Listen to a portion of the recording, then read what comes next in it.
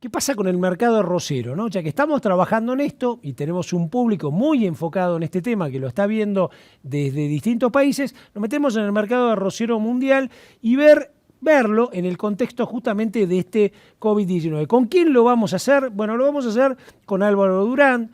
Álvaro Durán es profesor asistente en el Departamento de Economía Agrícola y Agronegocios de la Universidad de Arkansas. Se recibió de ingeniero agrónomo en la Universidad Nacional de Entre Ríos, hizo su doctorado en políticas públicas y su maestría en economía agrícola en la Universidad de Arkansas. Se especializa en el análisis del mercado arrocero y actualmente dirige el Programa Económico Global de Arroz en la Universidad de Arkansas. Ha hecho muchas investigaciones trabajando en todo esto, así que con él vamos a charlar un poquito de qué es lo que está pasando en el mercado. ¿Cómo estás, Álvaro? ¿Todo bien? ¿Nos estás escuchando bien desde allá? Hola Ricardo, sí, escucho bien. ¿Cómo me escuchan? Impecable, impecable. Así que vamos a tu presentación, ya la tenés, todo listo.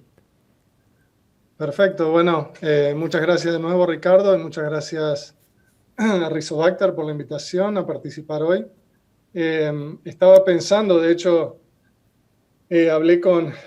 mientras empezaba la presentación, hablé con Hugo Müller, un presidente de la Fundación Pro Arroz, con quien trabajé en mis inicios como ingeniero agrónomo, y porque yo tenía en mente que allá por el 98, entre el 98 y el 2001, cuando yo estuve en INTA, Concepción del Uruguay, hicimos algunos ensayos ya con productos de Rizobacter y él me confirmaba que sí, que de hecho habíamos trabajado con productos, creo, a base de zinc o algo por el estilo. Es decir que está bueno después de casi 20 años retomar el contacto con Rizobacter y contentos de ver que siguen avanzando y que siguen formulando nuevos productos y dando nuevas oportunidades y opciones a los productores arroceros de Argentina y de Latinoamérica y más allá. Así que, bueno, un gusto estar acá.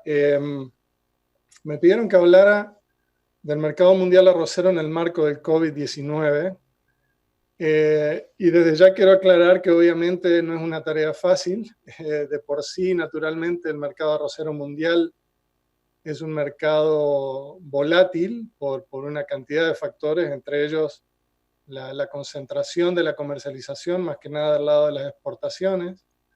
Y sumado a toda esa volatilidad, obviamente el COVID-19 viene a añadir otro nivel de riesgo, por lo cual lo que yo voy a dar en la gran parte de mi presentación son más que nada apreciaciones personales en base a mi trabajo y mis lecturas. Y después voy a presentar una diapositiva con algunas de las simulaciones que estamos realizando con los modelos que tenemos aquí en la Universidad de Arkansas. Así que vamos a comenzar estableciendo algo primero y principal, y es que más allá del aumento de precios que ha habido en la primera parte de este año, más allá de todas las especulaciones, justificadas o no, la oferta arrocera global es más que suficiente para atender la demanda global. Si vemos en el gráfico los datos de producción, que la columna azul han venido constantemente en los últimos 10 años superando la demanda, lo que obviamente lleva a un aumento en el nivel de stocks, que es la línea verde que pueden ver ahí. Es decir, hoy por hoy la situación de seguridad alimentaria a nivel global, podemos decir que estamos en una situación bastante cómoda. Eso no quita que haya países en particular o situaciones en particular donde se necesita algún tipo de asistencia o de protección. Pero a nivel global estamos bien, hay suficiente arroz. A nivel regional, no puse el cuadro, pero si ponemos a nivel regional, hablando de Latinoamérica y el Caribe, también la oferta en los últimos años ha superado la demanda. Latinoamérica ha tenido un excedente de exportación y por lo tanto también a nivel regional, si bien es más ajustada que a nivel global, obviamente, la situación es yo diría, de un dominio de la oferta. De hecho, antes de que surja COVID, estábamos hablando de que el mercado arrocero mundial estaba completamente dominado por la oferta, justamente dado el buen comportamiento de la producción global. Obviamente, bueno, como muchos de ustedes ya saben, COVID arrancó a fines del 2019 en Asia y acá en nuestro continente básicamente arrancó a principios de año. Y con todo eso también hubo un aumento de precios en el mercado internacional de arroz. Vale la pena decir que el mercado internacional en sí ha estado siempre segregado, ¿sí? Para aquellos que siguen de cerca el mercado no es nada nuevo, pero para aquellos que no están tan al tanto, el mercado arrocero no es un mercado de commodity. El mercado arrocero es un mercado de muchos distintos tipos de arroz, pero incluso dentro del tipo de arroz largo fino, que es el que producimos en Argentina, Uruguay, Paraguay y mayoritariamente Brasil, también hay diferencias. En general, en línea general, el arroz del Mercosur y el arroz de Estados Unidos tienen un premio sobre el arroz asiático, un premio que se justifica más que nada en base a calidad. Pero si vemos el gráfico que estamos ahora mostrando, que está basado en fuentes de la FAO, ya antes de COVID teníamos un desfasaje entre el precio de arroz de Estados Unidos, todo esto es arroz largo fino, el precio de Tailandia, el precio de Uruguay y el precio de Vietnam como referentes de Mercosur y del resto de Asia. Es decir, Estados Unidos, por una coyuntura local de una muy baja producción en el 2019, un muy buen ritmo de exportaciones o buen ritmo de exportaciones y una demanda interna firme, llevó a que haya un fortalecimiento de precios que lo hizo muy poco competitivo respecto al arroz del Mercosur. Y en Tailandia un poco la misma situación. Tailandia, además de políticas de garantía de precios, también el cultivo del 2019 en Tailandia fue un cultivo bajo por problemas de sequía, más que nada en el cultivo secundario, y eso empujó a Tailandia también a niveles de precios de baja competitividad.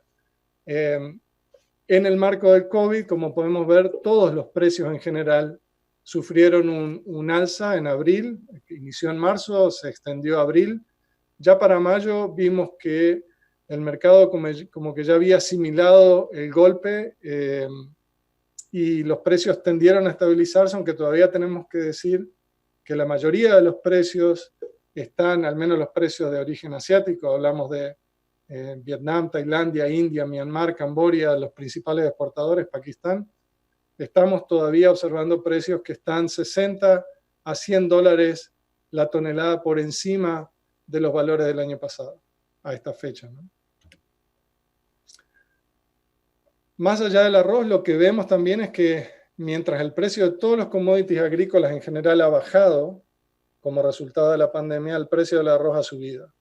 Este es un gráfico que no está actualizado a mayo, pero creo que un poco ilustra la historia, ¿no? Es decir, la mayoría de los cultivos, de los precios de los cultivos y de los productos agrícolas, incluido la leche y algunas carnes, han sufrido bajas, pero vemos que el arroz en particular ha mantenido un precio alto, un 15% en ese entonces, sobre el precio de inicios de año.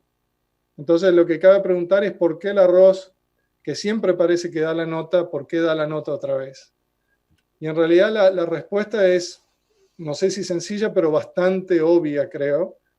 Y en gran medida todo ese pico de precios de arroz se generó por una serie de políticas adoptadas por los principales o algunos de los principales exportadores de arroz a nivel mundial.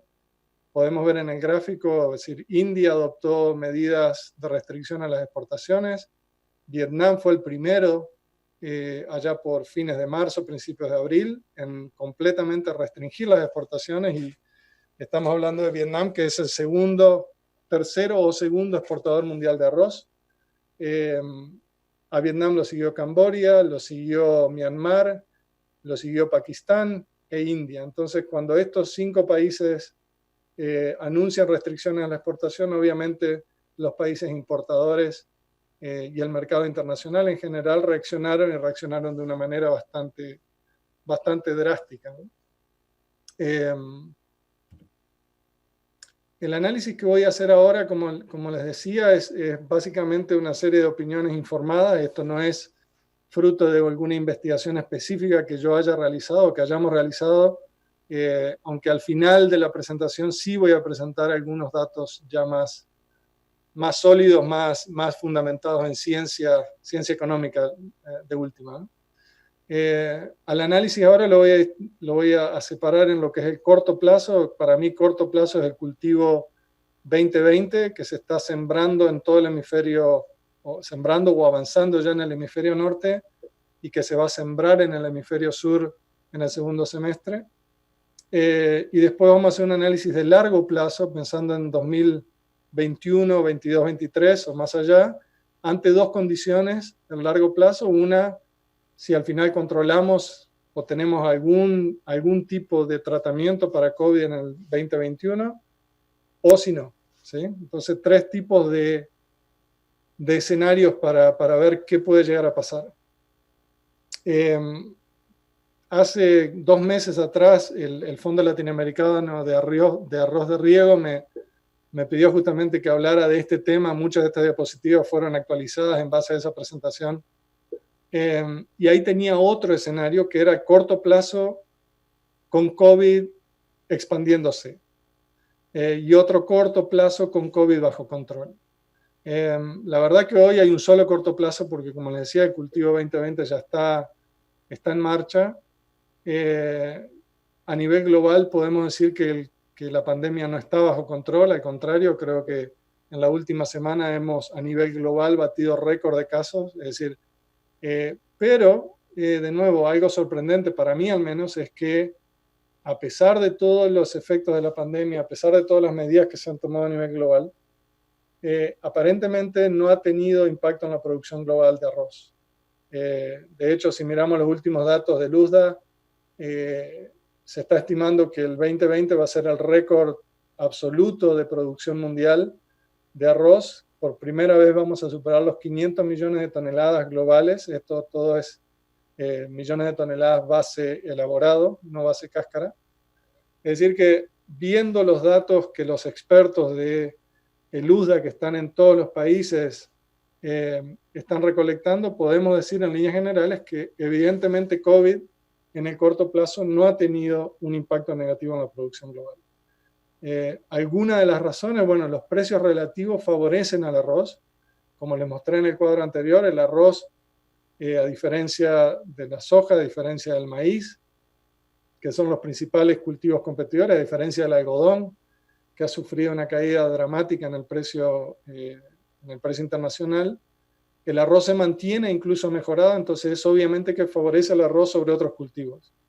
Eso es importante en aquellos países donde el arroz realmente se rota, pero vale la pena decir que la mayoría del arroz a nivel mundial se hace en sistemas de monocultivo, ¿no? Entonces, el tema de precios relativos tiene ciertas limitantes.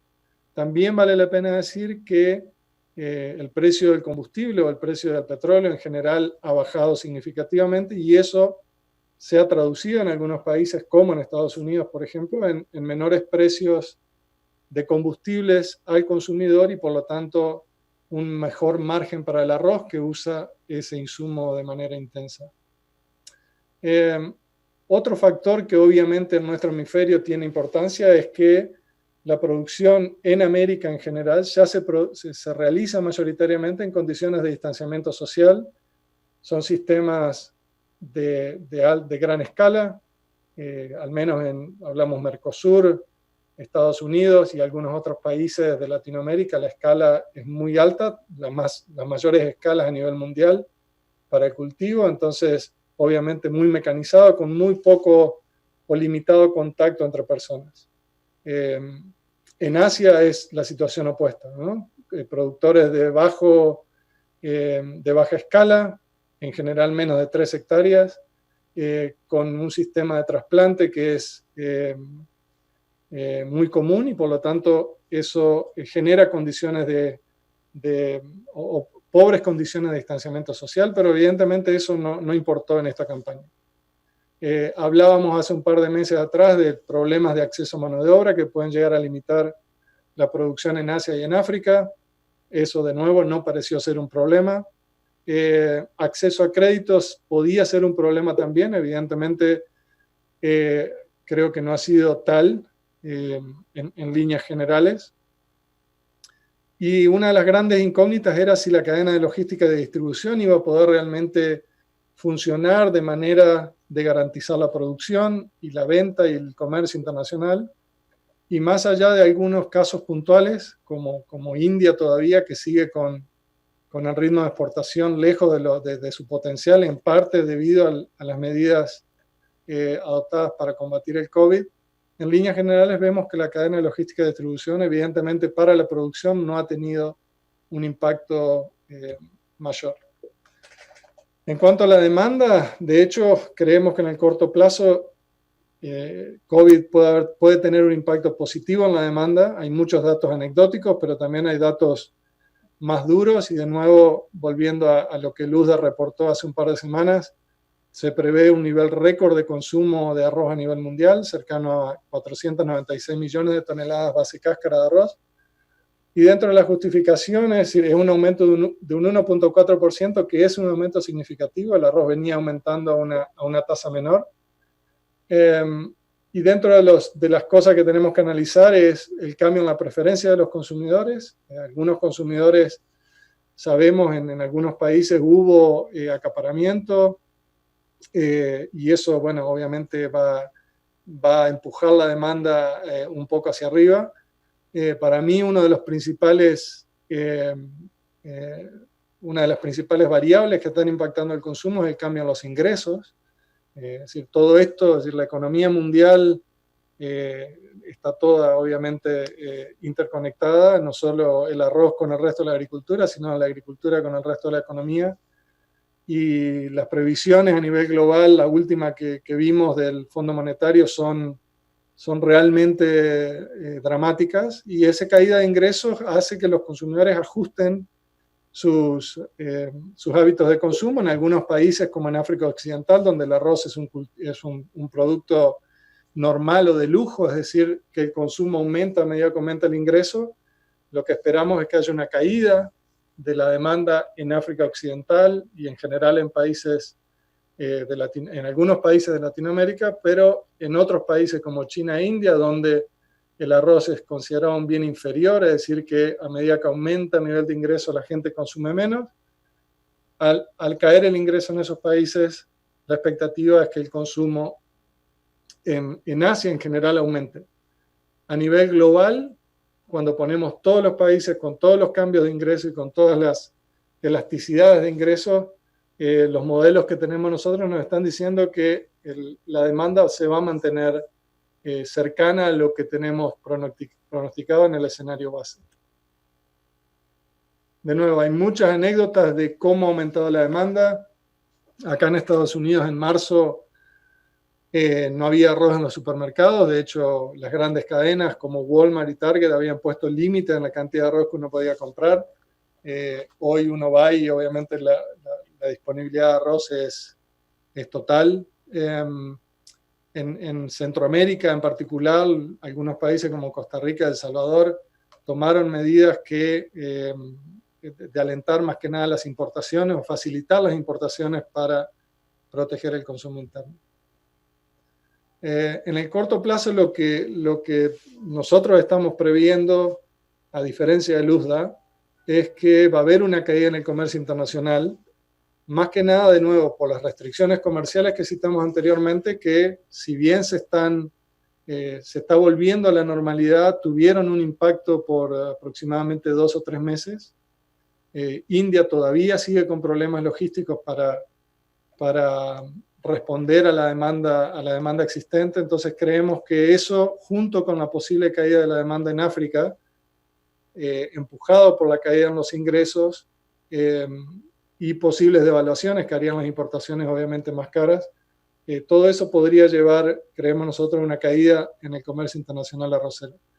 África Occidental, para aquellos que no siguen el mercado arrocero muy de cerca, es el principal importador de arroz a nivel mundial, con países como Nigeria, Ghana, Costa de Marfil, con niveles crecientes de importación de arroz. ¿Qué va a pasar con los precios? Esto es lo que todos los productores quieren saber, y la verdad es que no sabemos. Es muy difícil prever qué va a pasar, porque de nuevo hay mucho riesgo, muchas partes en movimiento. Entonces para mí todavía es una incógnita dónde se van a estacionar los precios para el próximo cultivo. ¿qué puede llegar a pasar en el largo plazo, después del 2020? Y esto es, si asumimos que la pandemia estaría bajo control a partir del 2021, bueno, para mí en gran medida lo que va a determinar eso es cómo van a evolucionar las variables macro, ¿sí? El ingreso de evaluación, cómo eso va a afectar la demanda. Cuando digo ingresos, más que nada traducido a Producto Interno Bruto, cuánto al final va a caer la economía global y por cuánto tiempo antes de que haya un efecto rebote en algún momento. Y también va a estar afectado por la capacidad de acceso a mano de obra, la capacidad de acceso a capital para producir el próximo cultivo, pero también para los consumidores, para cubrir su demanda.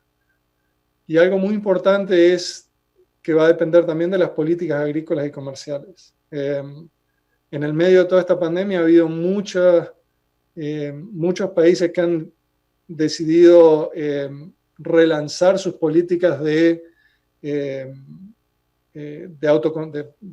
autosuficiencia en la producción de arroz, que es algo muy común en países de África y en países de Asia, que estuvo muy en boga en el 2009, 2010 hasta el 2018, básicamente después de la crisis de los alimentos del 2007-2008, estuvo muy en boga el concepto de soberanía alimentaria, es decir, el país tiene que producir sus propios alimentos para garantizar la seguridad alimentaria de su población. Yo creo que con COVID muchos de esos países están dando un nuevo manijazo a ese concepto, lo que puede ser realmente nefasto para el mercado mundial en general y de hecho para muchos países como Argentina, Argentina y Uruguay, que somos exportadores netos de arroz. ¿Qué pasa si la pandemia se intensifica después del 2020? Bueno, ahí, de nuevo, seguramente si se intensifica y si los países vuelven a tomar medidas más drásticas, yo creo que, bueno, vamos a ver una caída en la producción. Yo creo que el impacto va a ser negativo en algún momento. ¿Qué puede llegar a pasar con la demanda? Y posiblemente ya la demanda también comienza a caer. De nuevo, esto es todo especulación o opiniones más o menos informadas. Pero podría haber un aumento mayor consumo en Asia, de nuevo efecto ingresos, pero la caída en África creemos que podría, en África y en América Latina, en algunos países de América Latina, podría más que compensar el aumento en Asia y llevar a una caída global de la demanda. Y de última es la capacidad de pago de la población y de los gobiernos. Es decir, tenemos que tener en cuenta que el arroz es un producto muy intervenido a nivel mundial, con los gobiernos invirtiendo billones de dólares para garantizar la seguridad alimentaria, para garantizar la producción local. ¿Hasta qué punto los gobiernos van a tener capacidad de mantener esos programas? Problemas de cadena de logística y distribución. Creemos que si esta pandemia se intensifica el año que viene o para el próximo cultivo, esos problemas se van a dar. ¿Por qué? Porque en este primer año, bueno, muchas de las cadenas de insumos, de hecho acá en Arkansas estábamos haciendo algunos relevamientos de cadenas de insumos, si ellos habían visto algún tipo de cambio debido a COVID, y ellos decían que, bueno, que no, que para esta campaña todos los insumos ya estaban estoqueados, ya estaban en su lugar y no preveían mayores cambios. Ahora, que si esto se extendía a otra campaña, obviamente que la situación iba a ser distinta. Entonces eso es lo que estamos reflejando en el tercer punto cuando digo problema de cadena de logística y distribución. Van a poder funcionar los puertos, cosas de ese estilo. Y definitivamente creemos que si se intensifica el COVID para el 2021 va a haber una caída en el comercio internacional, de nuevo empujado más que nada por la caída del consumo en África Occidental. Solo para concluir ese análisis previo, podemos ver que, de nuevo, producción global en el corto plazo hacia arriba, eso ya, si bien está evolucionando, creemos que tenemos mucha certeza de que se va a cumplir. Demanda global hacia arriba, comercio internacional para nosotros hacia abajo. El USDA dice que el comercio internacional no va a sufrir grandes cambios y el precio internacional es una incógnita todavía. En el largo plazo, con COVID bajo control, la producción global hacia arriba, demanda global hacia arriba, comercio internacional hacia arriba, precio internacional incógnita, y en el largo plazo con COVID en expansión, todo para abajo. La próxima diapositiva lo que quería presentar es, bueno, es parte de una investigación que estamos haciendo con fines científicos acá con el grupo de investigación que yo lidero en la universidad, pero estamos usando nuestros modelos de la economía global arrocera para decir, bueno, ¿qué pasaría ante distintos escenarios desde el 2020 al 2025? Y lo que estamos tomando en cuenta es, bueno, las caídas de ingresos que está pronosticando el Fondo Monetario principalmente, y estamos asumiendo que, de nuevo, podríamos pensar que esto es un escenario con COVID sin control o no bajo control. ¿Qué pasaría si Camboya, por ejemplo, bajara las exportaciones un 50%, que es la primera línea de puntos más delgada? ¿Qué pasaría si Vietnam por sí solo bajara las exportaciones del 50%, de nuevo para garantizar la seguridad alimentaria local? ¿Qué pasaría si India bajara el 50% de las exportaciones? Y al final, ¿qué pasaría si los tres en conjunto bajaran las exportaciones al 50%? No todos los años, sino en el 2020 y en el 2021. Y lo que vemos acá graficado es el precio del arroz en el mercado internacional, el precio por tonelada en dólares, y vemos cómo en el último escenario, donde los tres países simultáneamente reducen las exportaciones al 50%, como el precio, estimamos que en el 2020, esto es para el cultivo 2020 y cultivo 2021, cómo se dispararía. Algunos comentarios finales. De nuevo, el futuro de la pandemia es incierto. A nivel global todavía estamos registrando récord de casos. Y todo esto hace muy difícil realizar un análisis detallado de todos los escenarios posibles.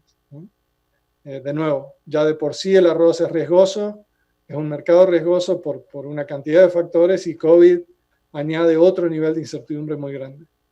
De nuevo, se habla mucho de que COVID representa una oportunidad para el sector, y una de las preguntas que yo hice en aquella reunión del FLAR hace 2 meses es una oportunidad para tomar qué tipo de acciones, ¿sí? Porque cada país, cada sector arrocero de cada país tiene sus propios intereses y sus propias prioridades, ¿no? Entonces, ¿qué tipo de acciones creemos que se deberían tomar?